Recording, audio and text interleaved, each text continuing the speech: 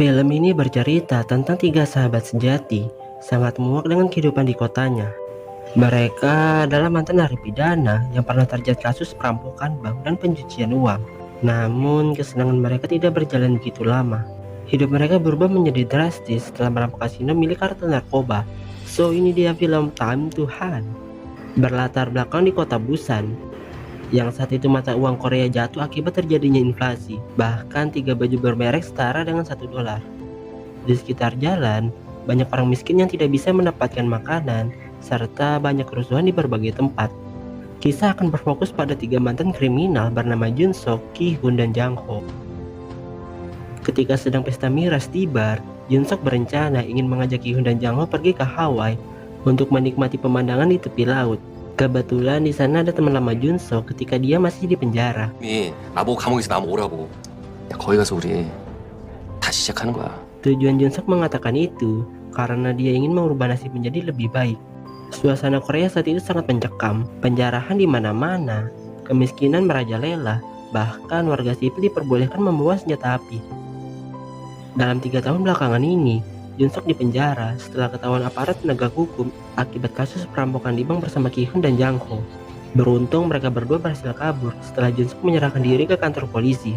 Uang yang mereka rampok rencananya ingin mewujudkan mimpi Jun Sok untuk tinggal di Hawaii dan memiliki rumah di sana. Namun mimpi itu gagal akibat jatuhnya mata uang Korea saat itu, sehingga duit rampokan saat ini yang tadinya $100.000 setara dengan $2.000. 그래서 남은 돈 얼만데? 그 현금 가치가 졸라 폭락한 것도 있는데. 무슨 소리야? 그게 말이 돼? Keesokan hari mereka bertiga mengunjungi base camp, yang dimana base camp itu adalah tempat mereka menyimpan senjata selundupan. Di suatu malam mereka mengunjungi tempat kasino ilegal milik para mafia. Di sana ada teman mereka bernama Sang Ho, yang saat itu berstatus sebagai pegawai tetap di kasino. Alih-alih bermain judi, tujuan kedatangan mereka hanya ingin bertemu dengannya.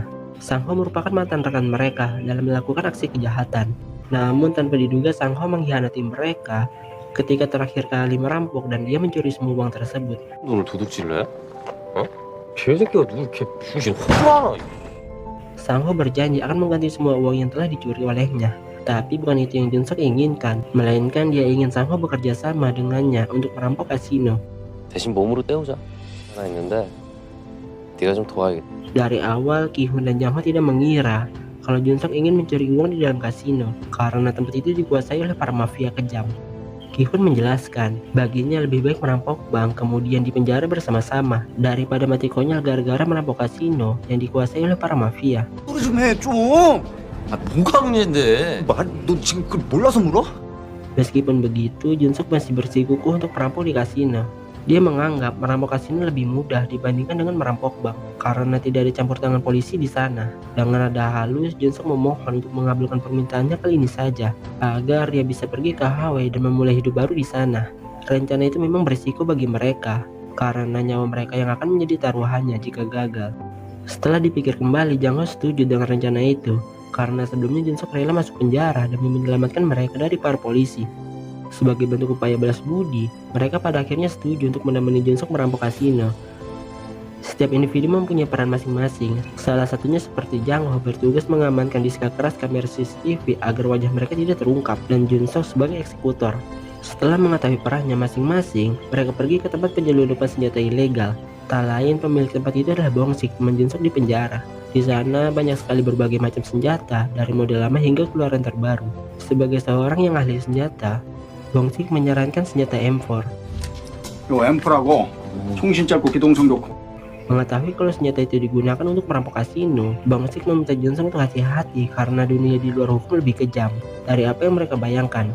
법 밖에 있는 세상이 더 무서운 거다. 신중하게. Malamnya mereka memarkirkan mobil di belakang gedung kasino dan menyelinap secara diam-diam melalui atap. 담아. 빨리 담아! Namun tanpa diduga rencana mereka tidak berjalan sesuai perhitungan. Terlihat segerombolan mafia sudah datang sebelum mereka berhasil kabur dari sana. Meskipun begitu, mereka sudah menyiapkan jalur alternatif. Dan pada akhirnya mereka berhasil lolos dari kejaran para mafia. Sementara itu, anggota mafia yang gagal dalam menjalankan tugas dibunuh oleh seorang pembunuh bayaran yang dikirim oleh kartel kasino. Dia bernama Han, pembunuh bayaran kejam yang suka membunuh target tanpa kenal ampun. Bandar kasino memberitahukan melalui telepon kalau nominal uang yang mereka curi tidak begitu banyak. Namun yang jadi permasalahan, para berdebah itu mencuri disk keras kasino, yang dimana isi disk keras itu berisi rekaman transaksi klien VIP, dan ada daftar anggota VIP serta dokumen pencucian uang di dalamnya. 도박장 컴퓨터 하드디스크를 가져갔습니다. VIP와 거래가 담긴 CCTV 영상도 있고. Keesokan hari mereka bertiga memutuskan mampir ke rumah orang tua Ki-hun terlebih dahulu sebelum pergi ke Hawaii. Sementara Sang Ho masih tinggal di sana. Ki-hun mempunyai orang tua yang sangat sayang kepadanya. Kebetulan baru saja mendapat uang dari kasino. Dia memberikan sang ibu baju baru. 살다 살다가 자식 새끼한테 옷 좀. Sementara itu Han menemui Bongsik di tokonya. Han menginterogasi terkait penjualan senjata belakangan ini. Dia mencurigai Bongsik sebagai pelaku yang memfasilitasi senjata api kepada perampok kasino. Setelah diancam, dia menghubungi Junsok dan menanyai di mana lokasinya sekarang. 지금 어디야? 저희 지금 동해에 와 있어요. Meskipun sudah mengikuti perintahnya, Bongsik tetap dibunuh. Dari pembicaraan barusan, Junsok merasa ada yang tidak beres dengan Bongsik. Terlihat dari nadanya yang begitu panik, seakan-akan posisi Bongsik saat itu sedang disandra oleh seseorang. Sementara Sang-soo kembali bekerja seperti biasanya. Namun di hari itu dia tidak menduga kalau penyambarannya sudah diketahui oleh mereka. Dia berlari menuju basecamp untuk bersembunyi dan mengambil pistol untuk mengantisipasi kedatangan para mafia. Tiba-tiba Han berada di hadapannya. Meskipun berhasil kabur dari kejaran para mafia, pada akhirnya dia tetap mati di tangan Han.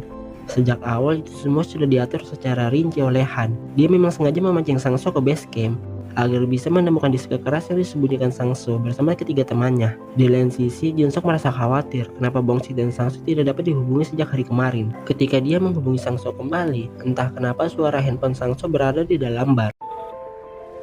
상소야. Dia panik ketakutan setelah mengetahui kalau saat ini nyawa mereka sedang dalam bahaya akibat merampok kasino. Mereka bergerak secara diam-diam agar pelarian mereka tidak terdeteksi. Namun tanpa diduga Han sudah merusak mobil mereka. 야, 누가 우리 차 만진 것 같은데? Junsok menyarankan untuk mencuri mobil jeep yang berada di sebelah mereka. Jang Ho bertugas menghidupkan mobil itu, sementara mereka berdua menjaganya dari luar. Suatu ketika listrik padam. Dengan modal cahaya lampu mobil jeep, mereka berusaha kabur dari sana. Namun gagal ketika Han sudah bersiap di pintu keluar. Dia menembakkan peluru yang membuat Jang Ho terluka. Sejak awal Han mengira kalau mereka adalah perampok kejam karena berani merampok kasino, namun duganya salah. Ternyata mereka adalah perampok amatir. Dia memberikan Junsok waktu kabur selama 5 menit. Baginya membunuh target yang tidak berdaya adalah hal yang membosankan. 기회를 줄게요. 5분. 순항시키지 말고. Ketika Ki-hun bertanya apa yang terjadi di parkiran barusan, Junsok mengaku tidak terjadi apa-apa. Kemudian mereka membawa Jang Ho ke rumah sakit untuk mengambil peluru yang bersarang di tubuhnya. Di jam 12 malam, Junsok melihat Han berada di depan rumah sakit. Junsok membangunkan Ki-hun dan mereka bersiap-siap untuk kabur dari sana. Agar bisa mengetahui di mana lokasi mereka berada, Han sengaja menelpon ponsel milik Junsok. Beruntung Junsok sudah menduga hal itu akan terjadi, dan mereka pun berhasil melarikan diri dari sana. Melalui telepon, Han mengatakan, "Kemanapun kalian pergi, aku akan mengejarmu. Aku tidak akan berhenti sebelum targetku tewas." Meskipun Junsok menyerahkan diri ke kantor polisi, tetap tidak dapat mengubah keadaan. 제발 그만하라고! 시작했으면 끝내야죠. Sementara itu, perwira polisi bernama Kyung-min, tak lain abangnya Bongsik, mendapat informasi dari anak buahnya. Kalau Han, si pembunuh adiknya itu datang ke gudang senjata. Kyung-min meminta mereka untuk memasang alat pelacak di tasnya karena dia ingin membunuh Han dengan tangannya sendiri.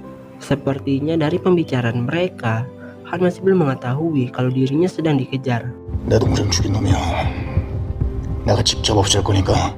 Sesampainya di dermaga, teman Junsok mengabarkan akan sampai di dermaga nanti malam. Kemudian mereka memasuki apartemen kosong dan bersembunyi di gudang kosong milik teman Junsok untuk sementara waktu menjelang kapal tiba. Entah kenapa tiba-tiba saja Ki-hun berubah pikiran. Dia tidak ingin pergi ke Hawaii karena dia takut saat dirinya pergi orang tuanya dalam bahaya. Di lain sisi, orang tua Ki-hun kedatangan tamu tak diundang. Firasat buruk berubah menjadi kenyataan. Dia langsung bergegas ke rumah setelah mengetahui kalau orang tuanya saat ini sedang disandar oleh para mafia. Dia berpura-pura seolah-olah tidak terjadi apa-apa karena Ki-hun tidak ingin menyusahkan Junsok. 진짜 뭔 일 있는 거 아니지? 야, 씨발 뭔 일은 씨. 갈게. 곧 보자. Malam pun tiba. Junsok melihat mobil Han ada di apartemen. Kemudian dia langsung bergegas mencari Jang Ho, namun Jang Ho tidak di sana. Junsok mencari Jang Ho di kamar sekitar, siapa tahu Jang Ho sedang bersembunyi di sana.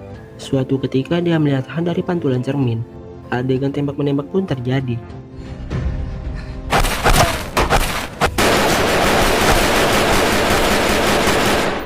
Berkat kemampuannya, Junsok berhasil menjauh dari Han dan beruntung Jang Ho belum tewas dibunuh olehnya. Mobil mereka sebelumnya tiba-tiba saja mogok. Han menembak dari arah belakang. Mereka memutuskan untuk berpencar karena berbahaya jika mereka bersama.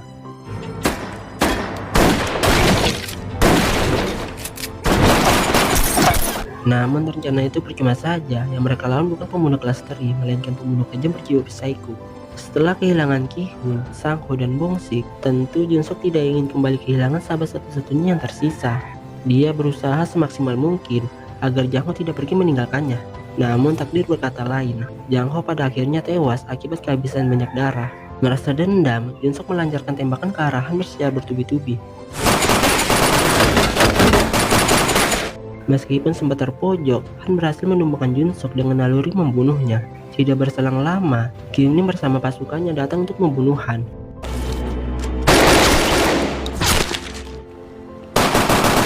Sementara Junsok kebingungan dengan apa yang dilihatnya saat ini. Keesokan hari Junsok pergi ke Hawaii, menaiki kapal tanpa ada yang menemani dirinya. Di sana dia membeli toko sepeda. Bisa dibilang pendapatan sehari cukup besar. Sore menjelang malam, Kim Soo, teman Junsok di penjara, memberikan daftar anggota kasino yang terlibat atas kasus kematian Jang Ho, Ki-hun, dan Sang-ho. Diketahui kalau Han ternyata masih hidup, dan dia juga membantai anggota Kyungnim tanpa tersisa satupun. Film diakhiri Junsok kembali ke Korea untuk melakukan balas dendam atas kematian ketiga sahabatnya, dan film pun selesai. Terima kasih untuk kalian semua, sampai jumpa lagi di video selanjutnya. See you.